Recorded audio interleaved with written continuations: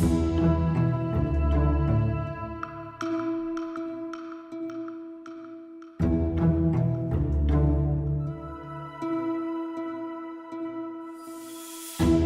got me thinking, is Stephen King sexist? There are a lot of scenes of homophobia, racism, misogyny. It's an issue of general old white men being old white men.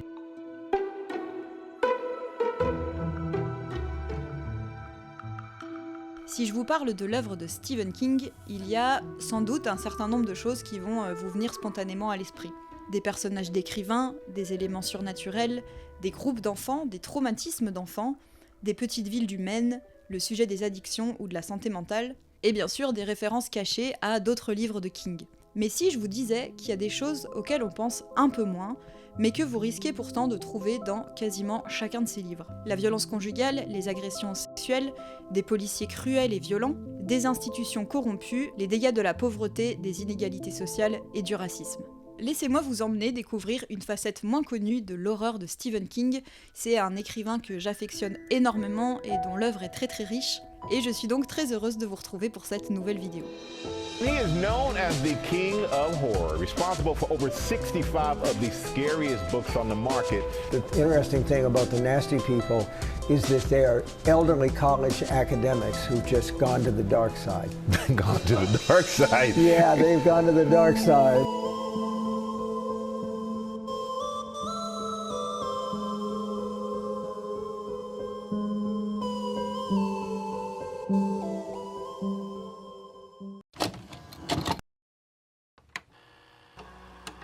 Alors, petit disclaimer, je risque de dire Stephen. Je sais que normalement on doit dire Steven, mais l'info a mis du temps à venir jusqu'à moi, ok? Donc par habitude, je risque d'alterner un peu entre Stephen et Steven. Et avant de parler de ces livres un peu sanglants, laissez-moi vous présenter le partenaire de cette vidéo, Evenko. Evenko, ce sont des culottes menstruelles qui remplacent totalement les serviettes et les tampons.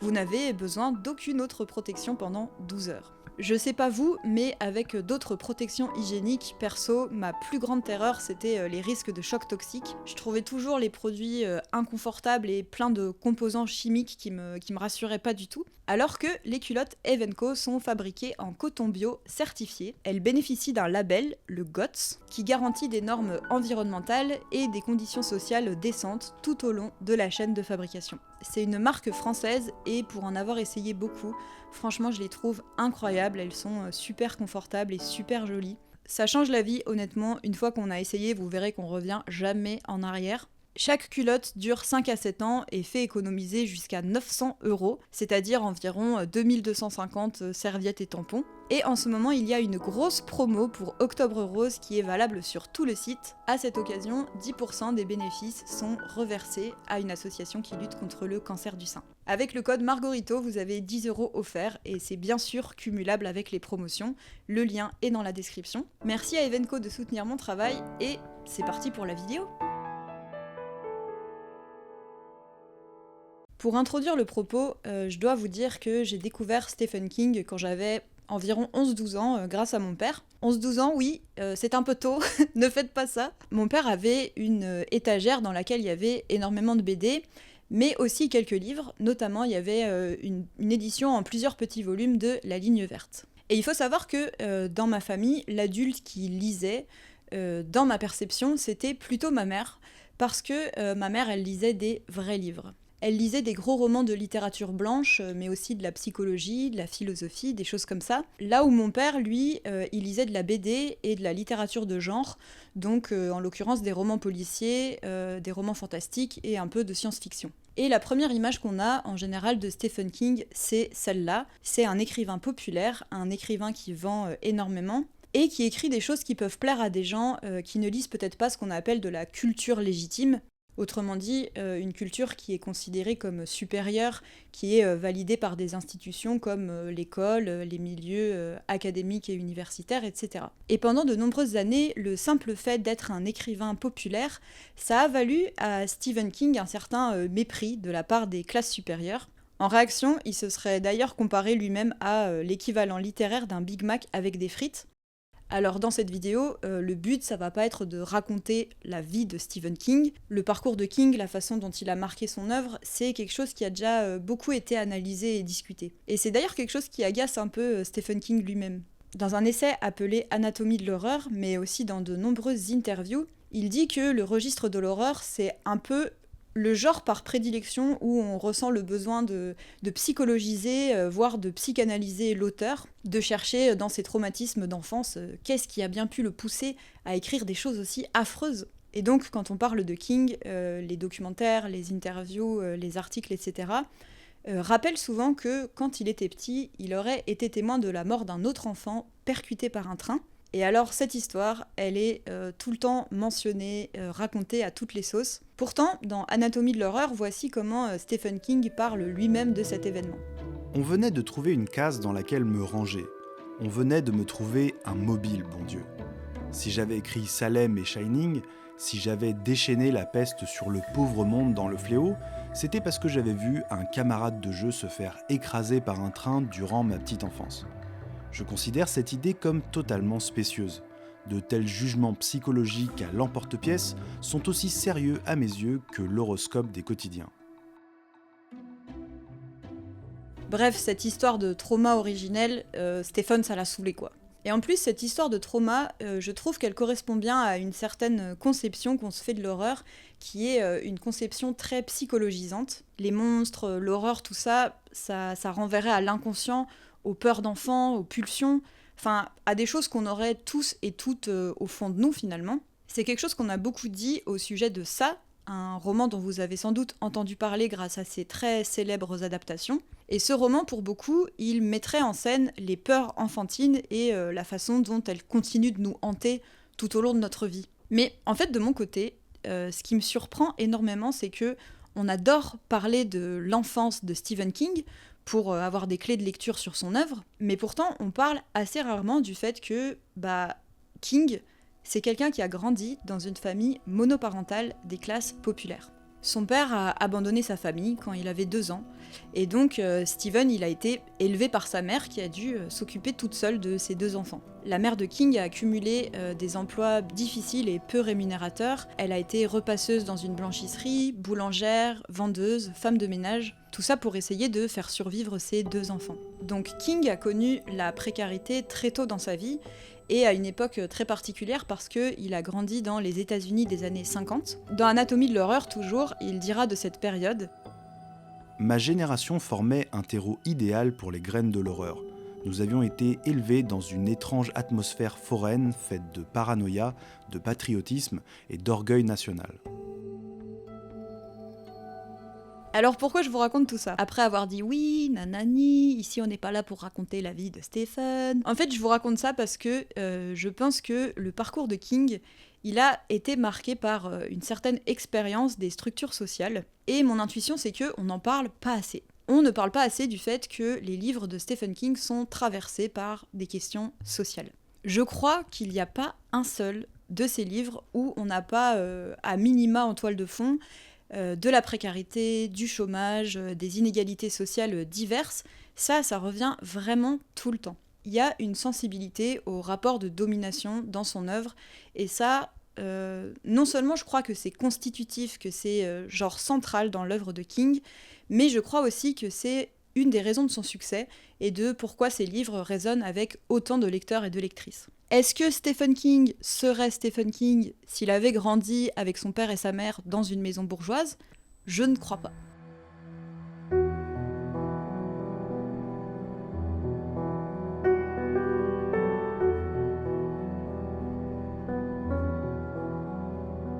Quand j'ai lu et relu ces livres pour préparer cette vidéo, je me suis rendu compte que c'était pas forcément très difficile de voir ça. En tout cas, de voir une sensibilité au rapport de domination dans son œuvre, c'est très in your face, quoi. Enfin, c'est très évident quand on pense à pas mal de ses romans, y compris tôt dans sa carrière. On peut penser à Running Man, un récit de SF dans lequel les inégalités sont devenues si fortes qu'un homme est obligé de risquer sa vie pour acheter des médicaments. Dans ses œuvres plus récentes, on peut penser à Mr. Mercedes, où on a un tueur fou qui fonce en voiture sur une file de gens qui font la queue pour avoir du travail. mais on peut penser à d'autres livres qui sont vraiment des classiques dans l'œuvre de King et qui semblent juste être des banales histoires d'horreur comme Cujo. J'ai Cujo dans ma main là. Est-ce qu'on peut parler du fait que la DA de ce livre est hantée ? Même la photo de King derrière, on dirait qu'elle va manger ton âme.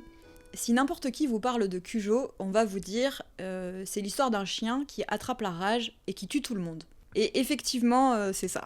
Mais en le relisant, j'ai trouvé ça complètement fou, à quel point il y a en fait une profondeur insoupçonnable dans ce roman. L'histoire, elle se passe dans une petite ville qui est hantée par un fait divers. Quelques années auparavant, des femmes ont été assassinées par un policier. Les policiers méchants qui tuent des gens, c'est aussi un trope très récurrent dans l'œuvre de King, on va y revenir un peu plus tard dans la vidéo. Et donc voilà, Cujo, ça se passe dans cette petite ville, l'histoire elle est racontée avec une focalisation multiple, c'est-à-dire qu'on suit le point de vue de plusieurs personnages, et finalement c'est vraiment un prétexte pour King de parler très longuement du background sociologique de chaque personnage. Il y a un côté limite naturaliste, je vous jure que j'exagère pas. Pour vous donner un exemple, parmi les protagonistes du livre, il y a Charity. Charity, c'est la maîtresse du chien Cujo. Elle vit avec son fils et surtout avec son mari qui est alcoolique et qui les bat tous les trois. Un jour, elle parvient à rendre visite à sa petite sœur Holly, qui a eu un mariage beaucoup plus heureux, et voici ce que King raconte. Le soir, Holly n'avait cessé de dire à son aîné combien coûtait ceci et cela. La Buick 4 portes, la télévision couleur Sony, le parquet de l'entrée. On eût dit que dans son esprit, chacun de ces objets portait toujours une étiquette invisible indiquant son prix. Holly avait bon cœur, mais sa façon de vivre l'avait contrainte à refuser certaines vérités implacables concernant l'enfance pauvre qu'elle avait menée dans la campagne du Maine avec Charity.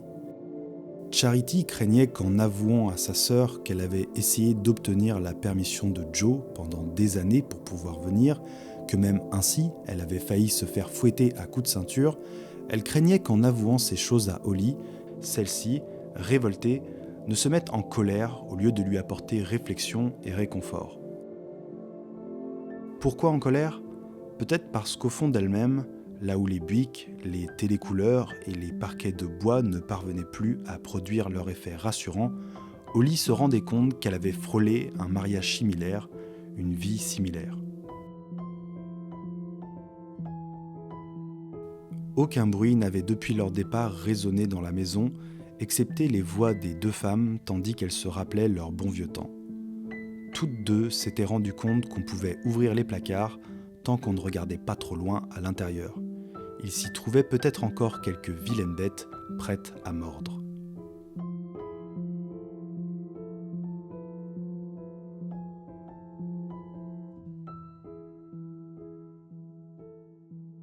En lisant Cujo, en fait, comme en lisant d'autres livres de King, je me suis dit que le vrai sujet de ce roman, ce n'était peut-être pas un chien qui attrape la rage et qui tue tout le monde. Le vrai sujet, c'est peut-être les mâchoires féroces d'une société qui broie les individus et qui broie notamment les femmes.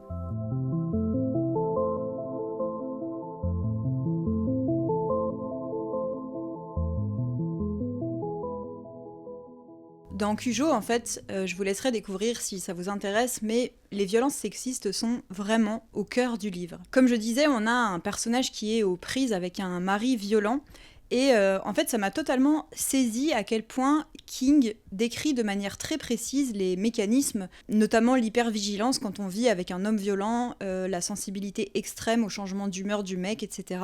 Et ces violences, elles ne sont pas une toile de fond pour le récit, elles sont vraiment constitutives de l'horreur et de la montée de la tension. En fait, si on y regarde de plus près, dans la bibliographie de King, il y a énormément de textes qui non seulement mettent en scène les violences sexistes, mais qui en font carrément le sujet principal. Les plus connus sont Rose Madère, Dolores Claiborne, Jessie, Histoire de Lizzie. On peut pas aussi ne pas penser à Carrie, qui est le roman qui a vraiment fait son succès.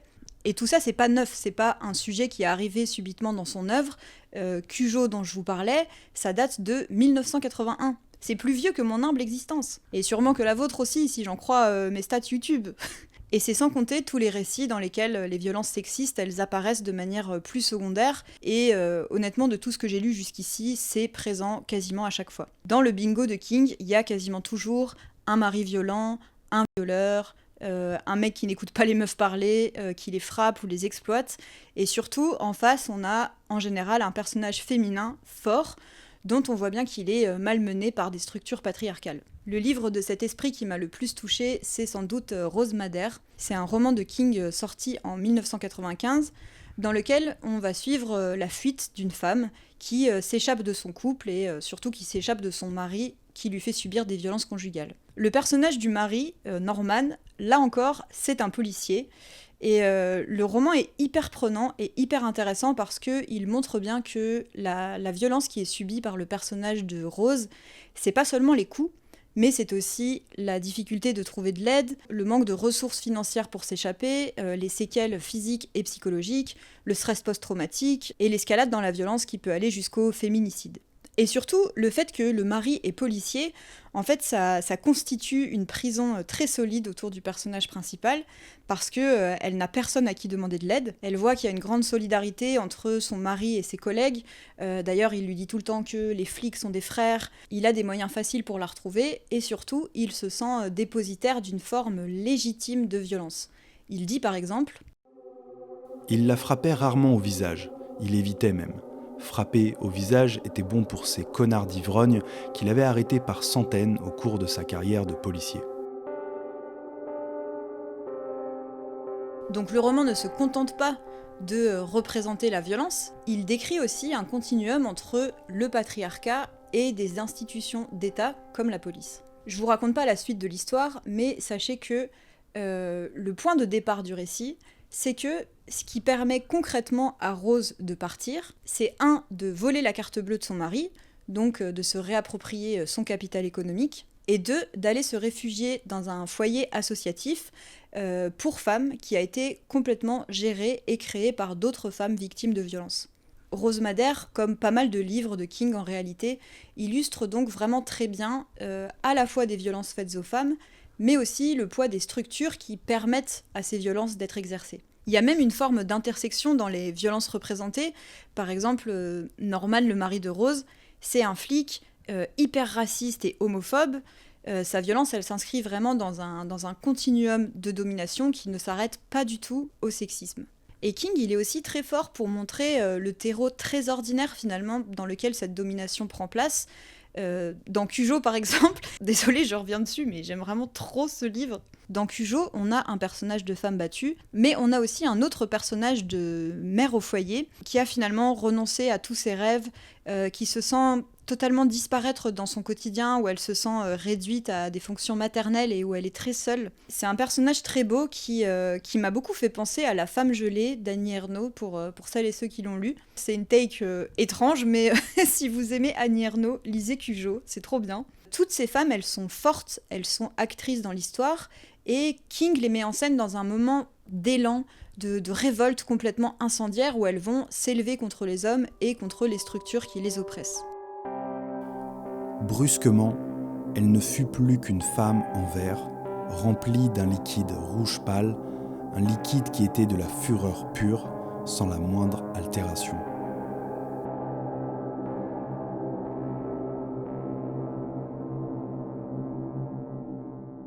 Bam ! Merci Stephen. Vous n'êtes peut-être pas sans savoir que Stephen King a beaucoup fait parler de lui ces dernières années grâce à ses positions anti-Trump. En fait, en dehors de ses livres, il a concrètement pris la parole contre Trump, il a dénoncé l'extrême droite dans des interviews et sur Twitter, et il a aussi pris position en faveur du mouvement Black Lives Matter, en dénonçant à plusieurs reprises les meurtres racistes de la police, et il a même dédié un de ses livres à la militante afro-américaine Sandra Blunt. Donc franchement, à la lumière de tout ça, on peut se dire « Ouah, mais Stephen !» Trop stylé, trop un allié Stephen King, on le kiffe quoi. Et c'est donc le moment où, malheureusement, je dois vous dire oui, mais non. Comme souvent sur ma chaîne, j'ai l'impression que je vais un peu être la rabâche de service. Et en fait, je vais essayer de vous montrer que tout ce que je viens de dire et de montrer, c'est réel. Mais les choses sont rarement simples. En fait, dans ma vie perso, il y a une personne que j'aime beaucoup qui me dit souvent « les choses peuvent coexister ». Et c'est vrai que actuellement, je constate beaucoup la coexistence des choses, même si c'est un réflexe de pensée qui n'est pas toujours simple à avoir sur Internet ou quand on parle de personnalité ou de mouvements sociaux. Pourtant, les œuvres littéraires comme les gens, comme les mouvements sociaux, sont traversés par des paradoxes, par des doubles mouvements, par exemple progressistes sur un certain nombre de points et réactionnaires sur d'autres. Et je suis assez convaincue qu'il vaut mieux regarder ça en face plutôt que essayer de se convaincre que une œuvre est problématique ou pas problématique, que une personne elle est dans mon camp ou pas dans mon camp. Et donc bref, pour en revenir à Stephen King, déjà c'est assez délicat d'interpréter de manière uniforme une œuvre qui est aussi fournie et qu'il a écrite sur plus de 50 ans. La sortie de Carrie, c'était en 1974, c'était littéralement il y a un demi-siècle. Et surtout, malgré les éléments très pro-féministes que je viens de mettre en avant, il y a aussi des choses qui craignent. Beaucoup de créatrices de contenu et de lectrices ont fait remarquer à juste titre que Stephen King, c'est quelqu'un qui sexualise par exemple énormément ses personnages féminins. Il y a un sub sur Reddit qui m'a fait beaucoup rire où les gens essaient de recenser tout ce qui revient très souvent dans les romans de King. Et on a donc description non sollicitée des seins du personnage, seul le corps du personnage féminin est décrit, etc. Et moi-même j'ai constaté ça en écrivant cette vidéo. Je vous donne juste un extrait de 22-11-63 qui est considéré comme un des romans les plus matures de King. Sadie était grande et, dans l'argot de l'époque, superbement roulée. Elle a souri, un beau sourire, car ses lèvres étaient pulpeuses et sensuelles. Et je dois dire que sa vieille paire de blue jeans lui allait rudement bien. Elle avait de longues, très longues jambes, sans parler de tout ce joli monde au balcon. Ouais, je sais. Nous soufflâmes et nous sommes gênances. Le traitement des femmes dans les romans de King, il est vraiment compliqué et il est ambivalent. Non seulement il y a quand même ce male gaze un peu dégueulasse, mais il y a aussi souvent, je trouve, quelque chose d'assez confus dans sa manière d'agencer les intrigues autour de ces personnages. En fait, souvent, je sais pas si vous allez me suivre parce que c'est un peu alambiqué mon raisonnement, mais même si King montre bien qu'il y a des choses vraiment globales et structurelles qui pèsent sur ces personnages féminins, quand elles s'en sortent, c'est finalement toujours une histoire de résilience qui est très personnelle. Par exemple, dans Cujo ou dans Rose Madère, dont on a parlé précédemment, on retrouve une sorte de figure de la girl warrior. Je veux pas vous raconter la fin de ces deux livres, mais sachez juste que, à chaque fois, le personnage échappe au patriarcat sans vraiment le remettre en question. Le personnage s'en sort juste parce que, elle est trop forte quoi. C'est une warrior, donc elle se bat, elle fait preuve de courage et de persévérance, mais après il faut quand même qu'elle fasse la paix avec sa colère, dans les bras d'un homme si possible. Et les girl warriors, je sais bien que c'est des figures qui font plaisir à voir dans la culture en général, moi-même j'adore ça, mais si on raisonne la girl warrior d'un point de vue politique, faut pas perdre de vue que transformer un combat contre les structures patriarcales en destin personnel, c'est laisser sur le côté toutes les victimes qui auraient besoin d'organisations collectives pour mettre à mal ces structures. Même si c'est plaisant à lire ou à regarder, le corollaire des récits de Girl Warrior, finalement, c'est « Vous êtes une femme ? Vous subissez des violences ou des discriminations ? Faut être une warrior en fait. C'est quoi votre problème ?» Surtout que chez Stephen King, même si j'ai parlé du fait que les dynamiques sociales, elles transparaissent dans ses récits, il y a aussi très souvent une forme d'absolution des monstres, on va dire, dans le sens où il y a toujours un moment où l'agresseur, l'homme qui oppresse une femme, dans le récit, il va quand même toujours être présenté comme une sorte d'anomalie. Par exemple, dans Rose Madère, Norman, donc le mari flic qui poursuit le personnage principal, King il met quand même beaucoup l'accent sur le fait que c'est un malade mental, qu'il a un problème. D'ailleurs, de manière générale, dans ses livres, King a tendance à présenter les personnes qui souffrent de maladies mentales comme des personnes dangereuses. Ce qui est vraiment pas ouf. Donc ça, c'est un problème. Et en plus de ça, dans Rose Madère, Rose, elle va notamment s'en sortir grâce à des policiers gentils. Donc, qui montrent bien que le problème de Rose, c'est pas tant la police ou le patriarcat que Norman. Norman le fou du bus, Norman le flic pas comme les autres. Les personnages violents comme Norman sont donc des monstres dans le système, plutôt que des monstres qui font système.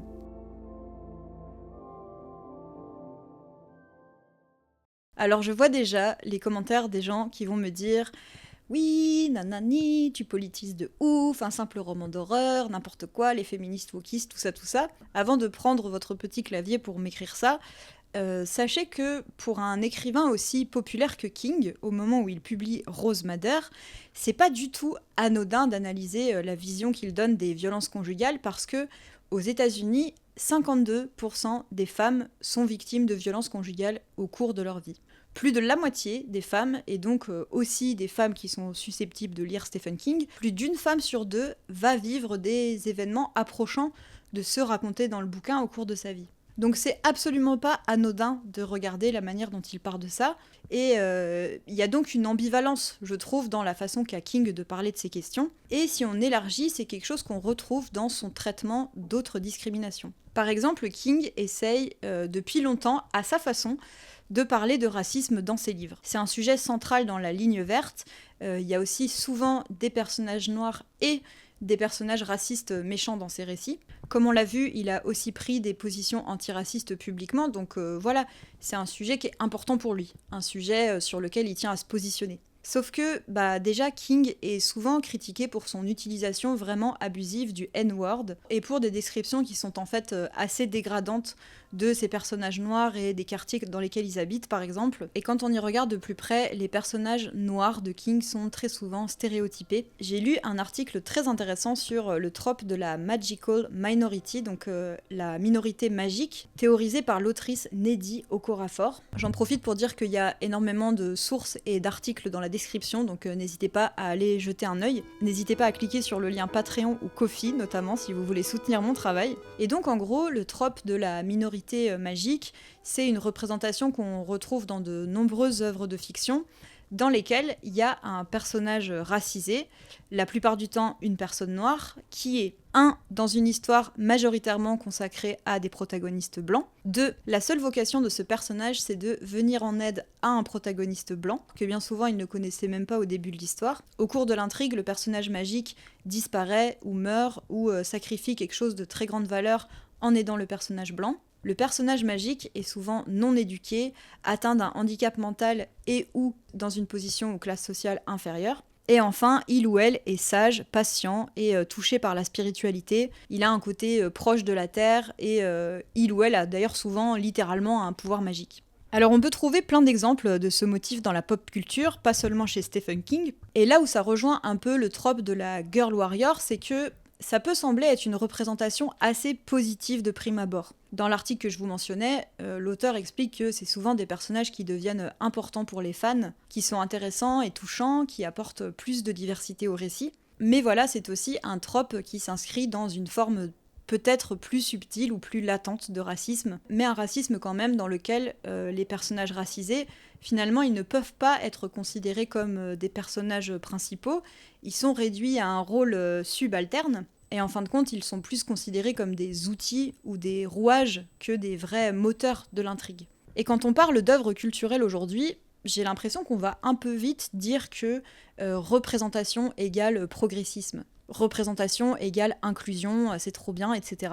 Sauf que voilà, on voit bien ici que, certes, Stephen King représente des femmes et certaines minorités dans ses livres, mais c'est pas pour autant que cette représentation, elle est toujours unilatéralement formidable. En préparant cette vidéo, j'ai lu un livre d'un chercheur américain qui s'appelle Stephen King and American Politics. By the way, cette couverture est affreuse. Vous saurez que quand on dit oh là là, les éditions anglophones, c'est tellement plus joli. Bah c'est vrai, mais sauf pour les sciences humaines apparemment. Bref, l'auteur de ce livre, Michael G. Bluin, c'est quelqu'un qui fait de la théorie critique, donc qui propose des analyses littéraires, et en fait, lui, il dit aussi que les œuvres de King peuvent apparaître plus progressistes qu'elles ne le sont réellement, parce qu'elles représentent des identités minorisées.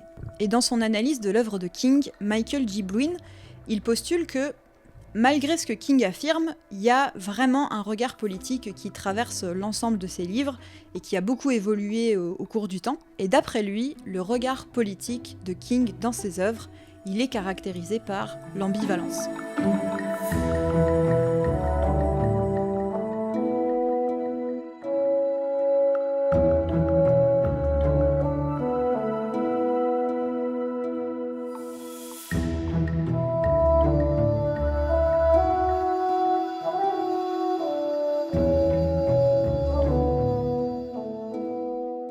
En préparant cette vidéo, j'ai lu un roman récent de King qui est paru en 2018 et qui s'appelle L'Outsider.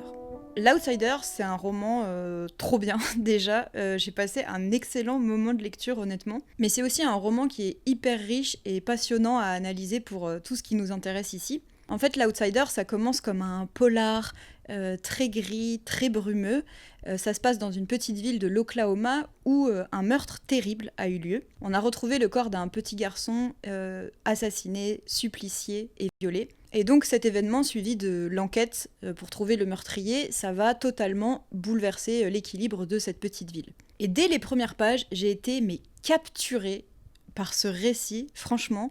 En fait, il y a une sorte de montage alterné, là aussi avec une focalisation multiple, dans laquelle on va suivre le point de vue de plusieurs personnages. Et surtout, les premiers chapitres du récit, ils sont entrecoupés par des comptes rendus d'interrogatoires. Et il y a une montée de suspense qui est incroyable. Et franchement, les 200 premières pages, je les ai lues, mais comme en apnée, j'étais complètement à fond dedans. L'Outsider, pour le coup, c'est un roman qui est très clairement politique. Parce que Stephen King, tout au long du récit, il place l'intrigue dans le contexte de l'ascension de Trump. À plusieurs moments du livre, il y a des affiches, des autocollants Donald Trump dans le décor, il y a un personnage qui porte une casquette Make America Great Again, il y a aussi des descriptions de graffiti, de tracts, enfin bref, il y a plein de choses qui posent très clairement le contexte. Et sans du tout vous spoiler le plot et les rebondissements du roman, sachez simplement que du début à la fin, l'Outsider, c'est une métaphore à peine déguisée du Trumpisme. Donc on savait que l'ascension de Trump,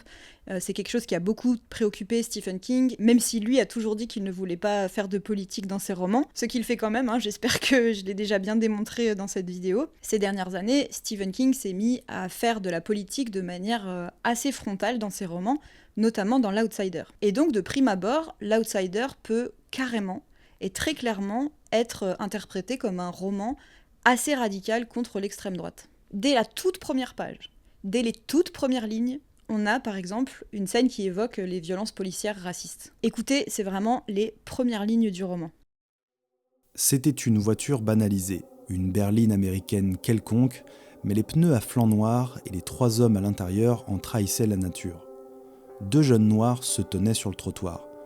L'un le pied posé sur un skate orange éraflé, l'autre avec le sien, couleur vert citron sous le bras. Ils regardèrent la voiture pénétrer sur le parking du parc de loisirs, puis échangèrent un regard. Le premier dit « c'est les flics ». « Sans blague », répondit l'autre. Ils s'en allèrent sans rien ajouter sur leur skate. La règle était simple. Lorsque les flics débarquent, il faut filer. La vie d'un noir compte autant que la vie d'un blanc, leur avaient appris leurs parents, mais pas forcément aux yeux de la police. Donc là, on a une scène très éloquente qui évoque bien le fait que la police est un danger, tristement banal et quotidien quand on est un jeune homme noir aux États-Unis, et pas qu'aux États-Unis d'ailleurs. Et par la suite, finalement, tout au long de l'Outsider, la police, elle est vraiment dépeinte comme une institution oppressive et corrompue. Et en fait, une des choses qui est vraiment au cœur de l'intrigue, comme dans tout bon récit policier, vous me direz, ce qui est vraiment au cœur de l'intrigue, c'est la recherche de la vérité.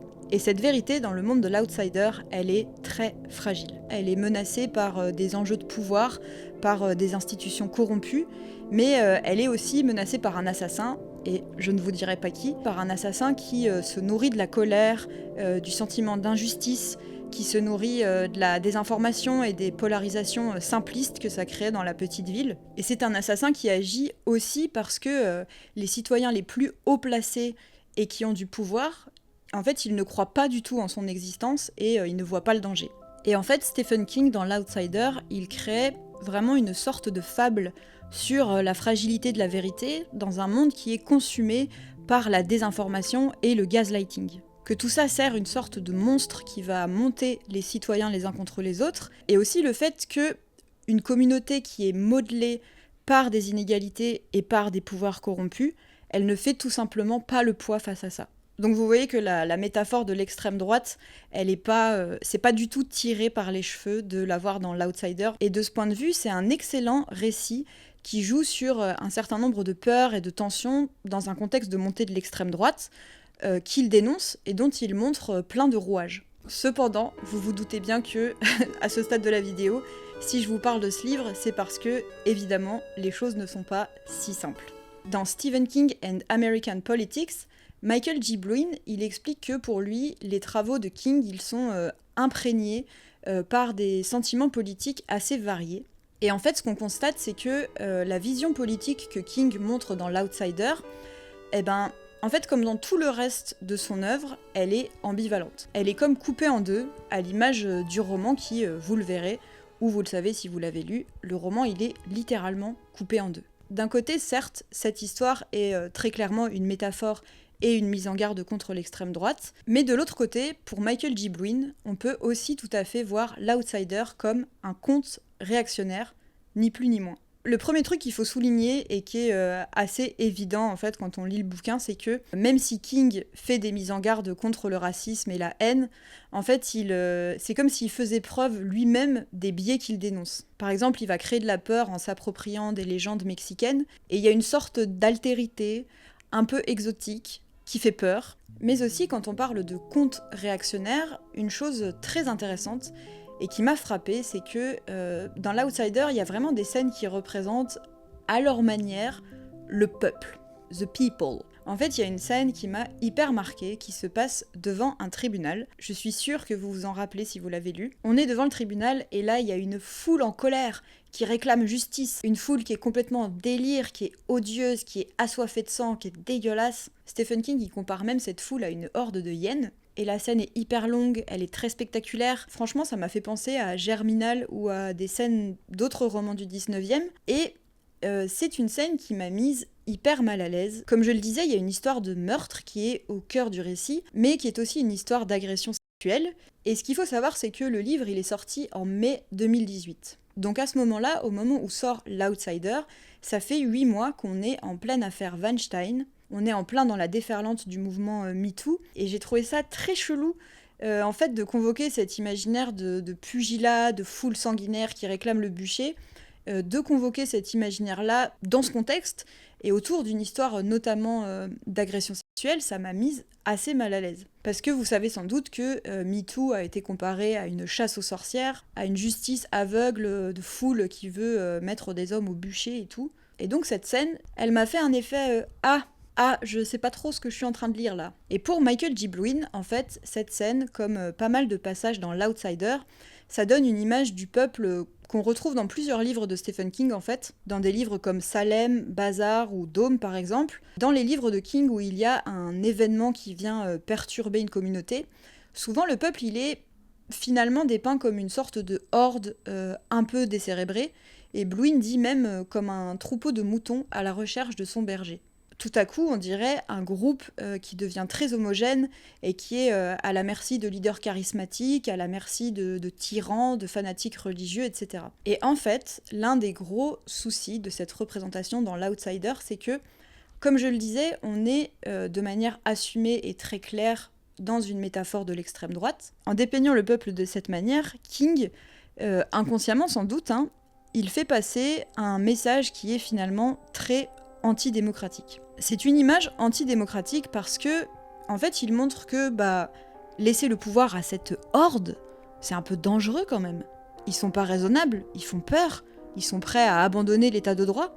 Et implicitement, ça fait plutôt la promo d'une sorte de démocratie d'élite qui ne laisserait pas le pouvoir à cette masse et à ses bas instincts. Une idée qui sous-tend un peu le roman, c'est que les citoyens raisonnables devrait en fait prendre les décisions, pour le bien de cette foule qui laisse l'extrême droite monter, et qui est raciste et qui est sanguinaire. Est-ce que ça vous rappelle des trucs ? Est-ce que ça vous rappelle des gens ou certains discours ? Parce que moi, ça me rappelle beaucoup de choses. Et ce qui est paradoxal, c'est que tout au long de l'intrigue, on voit pourtant très bien que les citoyens raisonnables dans le roman, c'est aussi des personnages qui vont suivre leurs propres intérêts, qui vont parfois se laisser corrompre ou qui vont mentir. Mais voilà, c'est quand même toujours mieux que ce soit eux qui prennent les décisions plutôt que cette foule débile et sanguinaire. En fait, je sais pas si j'arrive à le démontrer de manière très claire, mais le roman, il est politiquement hyper confus. D'un côté, on a une grande inquiétude de la montée de l'extrême droite, avec un constat que les inégalités sociales sont très présentes,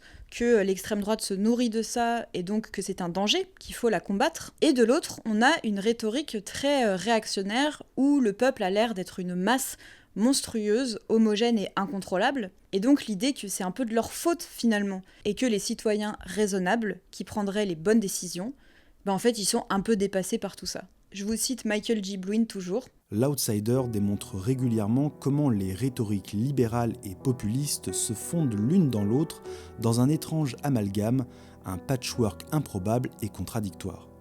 Un roman qui ne sait pas ce qu'il veut, écrit pour une nation de lecteurs qui souffrent du même mal.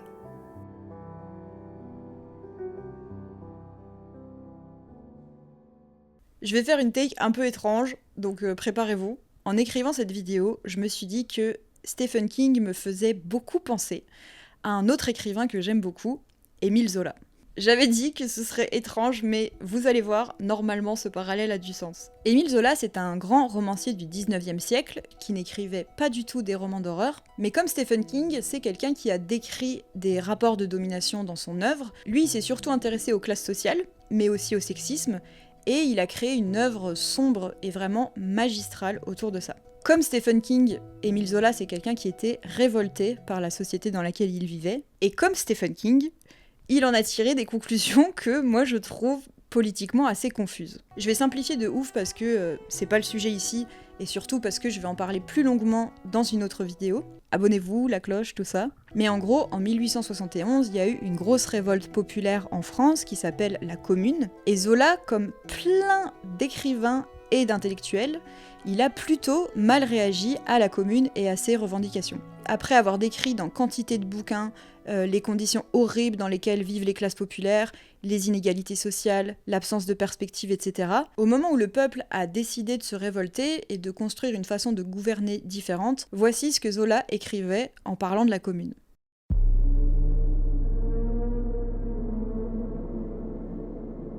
Le bain de sang que le peuple de Paris vient de prendre était peut-être d'une horrible nécessité pour calmer certaines de ses fièvres. Vous le verrez maintenant grandir en sagesse et en splendeur. Et vous verrez Paris, le vrai Paris, chasser l'émeute et redevenir la grande ville du bon sens et du patriotisme. Ah, ça fait mal au cœur quand même, hein. Oui, moi aussi quand j'ai appris ça, ça m'a fait un petit quelque chose, hein. En gros, ce qui m'a fait penser à Zola quand j'étudiais Stephen King, c'est le côté « Mais regardez, c'est horrible ce qui se passe, révoltez-vous !» Non, mais pas comme ça. Et en fait, pour Zola comme pour King, il me semble que leur vision politique, elle s'explique en grande partie par une chose, c'est leur classe sociale. Même si on a dit que King, à la base, il était issu des classes populaires, aujourd'hui, c'est un monsieur très riche et très éduqué qui appartient à la classe sociale des intellectuels. Et comme pour la plupart d'entre nous, la conscience de classe de King, elle n'est pas binaire, en mode c'est eux contre nous, c'est le peuple contre la bourgeoisie. Souvent, la conscience de classe, c'est un peu plus complexe que ça. Et chez King, on devine une conscience de classe triangulaire. Je trouve que ça se voit très bien dans des livres comme L'Outsider. Conscience de classe triangulaire, c'est-à-dire que d'un côté, il y a nous. Donc pour King, mais je pense aussi pour un certain nombre de gens qui vont regarder cette vidéo, ce nous, pour King, c'est la classe intellectuelle. Donc on pourrait dire de son point de vue, les gens éduqués, les gens raisonnables. Versus ceux d'en haut, donc de son point de vue toujours des élites riches, puissantes et corrompues, mais aussi versus ceux d'en bas, donc la populace qui se fait manipuler et qui est dangereuse et incontrôlable. Et cette vision de classe, cette façon triangulaire de percevoir la société, pour moi on la constate vraiment dans les livres de King, et bien sûr on ajoute à ça le fait que King est un homme blanc. Ce qui explique que même s'il est sensible à certains rapports de domination, il a des biais, et on voit bien que quand il parle de sexisme et de racisme, même animé par les meilleures intentions, on voit bien qu'il dit des dingueries. Et donc, pour en revenir à L'Outsider, je trouve que c'est un livre très intéressant parce que il parle très directement d'au moins deux choses. D'abord, le livre s'adresse vraiment aux peurs qu'on connaît tous et toutes en ce moment, avec l'horreur de cette période chaotique dans laquelle les inégalités sociales s'aggravent, où l'extrême droite se rapproche du pouvoir de manière dramatique dans plein de pays, et où tout est super chaotique et confus et où on se sent très impuissant. Et surtout, je trouve que le livre adresse très directement les angoisses spécifiques des classes intellectuelles. Des intellectuels qui, à la fois, s'alarment de tout ce contexte, mais qui ont aussi beaucoup de mal à questionner leurs propres biais, à questionner la manière dont elles participent peut-être à cette situation, et qui ont aussi du mal à imaginer que l'issue à cette situation, elle se fera peut-être pas d'une manière qui est conforme à leur prisme et à leurs valeurs. Quand je dis ça, en fait, je pense à Michael G. Bruen, encore une fois, je reviens à son analyse parce que c'était vraiment super intéressant. Il dit que même si on a l'impression que les livres de King sont très violents, il y a quand même très souvent dedans des personnages de peacemaker, en fait, des personnages qui sont très raisonnables, qui sont très calmes, et qui arrivent à raisonner les choses de manière apaisée, à dompter leur colère, et donc qui se distinguent des autres qui sont un peu fous et un peu trop passionnés. Et King, il valorise ça énormément chez ses personnages. Donc, en fait, il y a une sorte de tension entre dépeindre un contexte politique qui est très violent et qui est très effrayant, tout en rejetant complètement l'activisme, la révolte et la violence aussi des gens qui essaient d'y faire face. Et je crois que c'est dans toute cette tension-là, en fait, dans la brèche, dans ce trou créé par l'ambivalence de cette vision de classe, donc d'un intellectuel qui est sensible au rapport de domination, mais qui a des biais en raison de sa position dans le monde social. En fait, il y a comme deux choses qui n'arrivent pas à se rejoindre, et ça crée une sorte d'intervalle, une sorte de zone aveugle. Je sais pas si j'arrive bien à me faire comprendre, mais c'est dans cette petite fenêtre, dans cette petite zone aveugle et pleine de brouillard, pour moi c'est là que naît l'horreur des romans de King.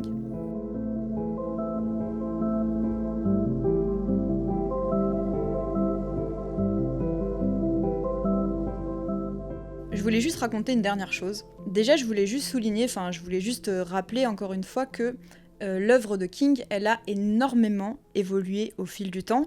Et il y a des livres dont je parle dans cette vidéo, comme Anatomie de l'horreur par exemple, que j'ai évoqué au tout début. Si vous lisez ce genre de livre maintenant, vous allez trouver des pages, mais vraiment catastrophiques en termes de traitement de certaines questions. Enfin bref, Stephen King, c'est un boomer, très littéralement, mais c'est quelqu'un qui a toujours essayé de s'améliorer, et c'est quelqu'un qui a aussi toujours dit, il le dit dans Anatomie de l'horreur, que l'horreur et la peur qu'il créait, elles ont un ancrage collectif. Et donc la dernière petite chose que je voulais vous raconter, c'est que j'ai lu le tout dernier livre de Stephen King, Holly, qui est sorti cette année, en 2024. Et donc tout au long de cette vidéo, j'ai essayé de montrer qu'il y a une ambivalence, une tension dans la vision politique de King, et que pour moi c'est dans cette tension qu'il y a une sorte de grande brèche pour l'horreur, les monstres, etc. Enfin bref. Et ben en fait dans Holly, j'ai l'impression que King, il a résolu une grande partie de cette tension. Holly, c'est un bouquin politique, mais à un point, tu veux de la politique, tu vas en avoir. Stephen King, complètement en roue libre. Le roman se passe de nouveau pendant le Trumpisme, mais aussi pendant la crise sanitaire du Covid-19,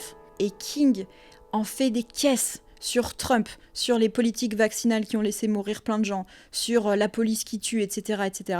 Tout ça revient à chaque chapitre, si ce n'est à chaque page, enfin là il s'est lâché complet. Et surtout, le méchant dans Holly, le monstre, le truc qui fait peur, c'est un couple de vieux professeurs universitaires, des gens très éduqués, très raisonnables, qui séquestrent des personnes racisées et des personnes queer dans leur cave pour les manger. Voilà, tout simplement, c'est eux les méchants. Si vous cherchiez encore de l'ambivalence, il y en a plus, c'est fini, c'est out. Holly, franchement, c'est un texte qui m'a beaucoup touchée. Alors, honnêtement, c'est un livre qui est vraiment pas très bon.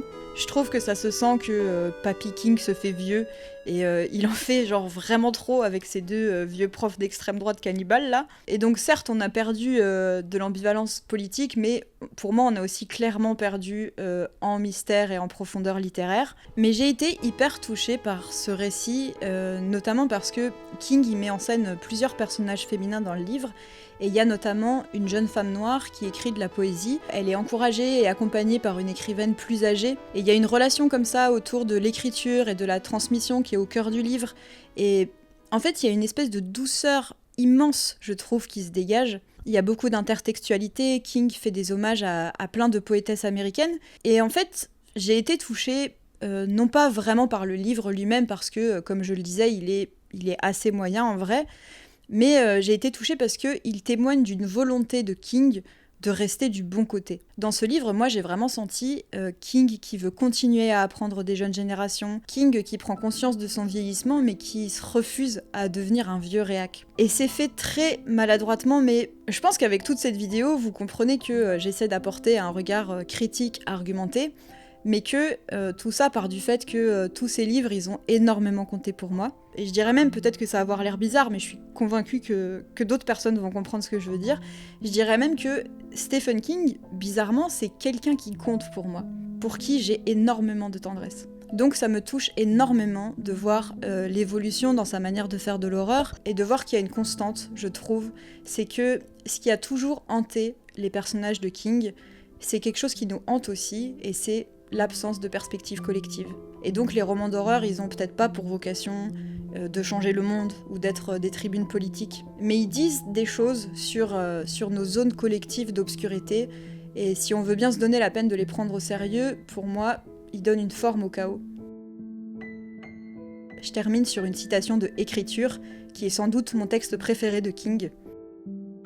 Il y a eu des moments pour moi où écrire a relevé de l'acte de foi a été un crachat dans l'œil du désespoir.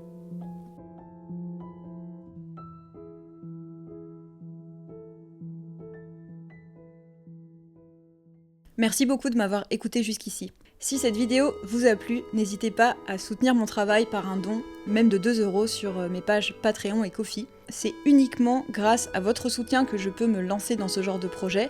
Heureusement, j'ai des partenariats ponctuels qui m'aident aussi à consacrer du temps à la chaîne. Et je remercie encore Evenco d'avoir fait le choix de soutenir mon travail. Mais étant donné les sujets que j'aborde, la pérennité de la chaîne, elle ne pourra pas être assurée sans un soutien communautaire. Un immense merci aux personnes qui me soutiennent déjà et dont les noms vont s'afficher juste après. Merci à Hugo Terra d'avoir prêté sa voix à Stephen King et Michael G. Bluin. Prenez soin de vous et de vos proches. Joyeux Halloween, et moi je vous dis à bientôt pour une prochaine vidéo.